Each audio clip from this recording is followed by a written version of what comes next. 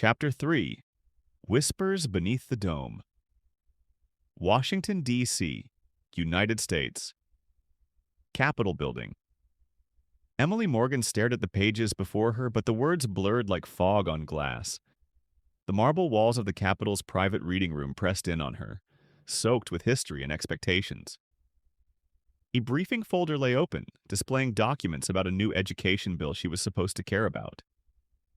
She didn't. All she could think about was him. Nathan. His name, his eyes, his quiet strength. The way he saw right through the press polish and political perfume and spoke to the girl buried under the presidential title. Emily hadn't seen him again since that night in the park, but his image clung to her. Stubborn, earthy, raw.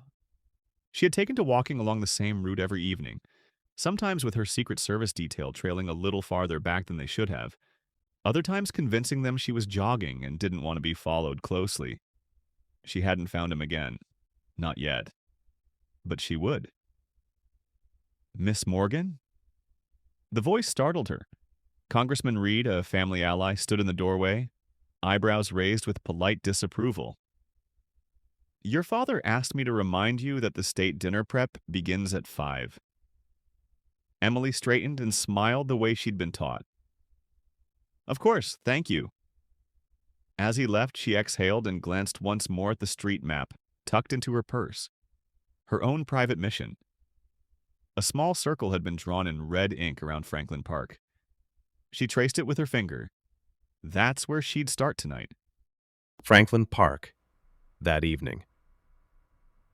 Nathan wiped the rust from an old folding chair, placing it carefully next to a cracked bench beneath the oak tree. The summer heat had given way to a cool breeze, and twilight painted the sky in lavender hues. He had returned here every night, hoping, against logic, against reason, that she might come back. And tonight, for a moment, he thought he saw her. But it was just another tourist, a woman with a camera, clicking and wandering. Nathan turned back to his book.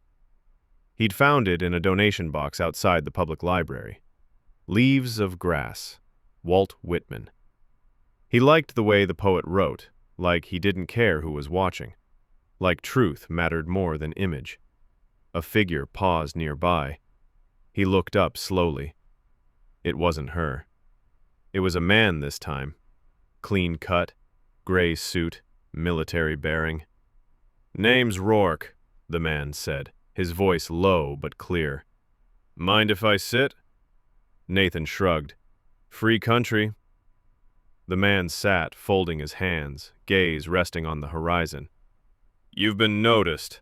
Nathan frowned. Noticed? The man turned. By the wrong people. Nathan's pulse quickened. What are you talking about? She's not just some girl in the park, Rourke said. And you're not just some nobody anymore. White House, East Wing.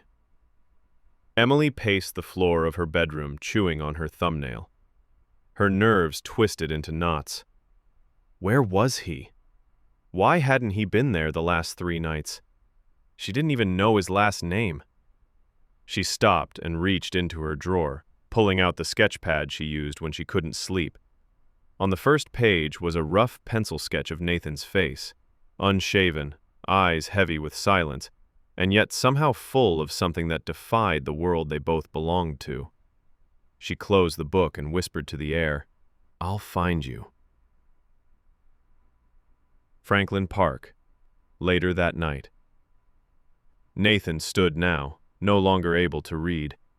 The man who called himself Rourke had vanished as suddenly as he came, leaving behind a business card that simply said, Keep walking, or it gets messy. Nathan crumpled it and shoved it deep in his pocket. Whatever this was, it was bigger than him now. A voice behind him made his heart stop. Don't turn around. He froze. Emily. He'd know that voice anywhere. Slowly, painfully, he turned anyway. And there she was, breathless, defiant, real. "I've been looking for you," she said, stepping closer. "So have I," he replied, eyes locked on hers. Capitol Hill, the next morning. In a dark corridor, beneath the buzz of fluorescent lights, a conversation whispered between two men in suits. "She found him again." "Of course she did. She's her father's daughter." "What do we do?" A pause. "We do what we must, before this becomes a scandal." End of chapter 3.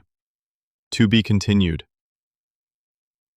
If this video sparked your interest, taught you something new, or simply made your day better, go ahead and hit that like button.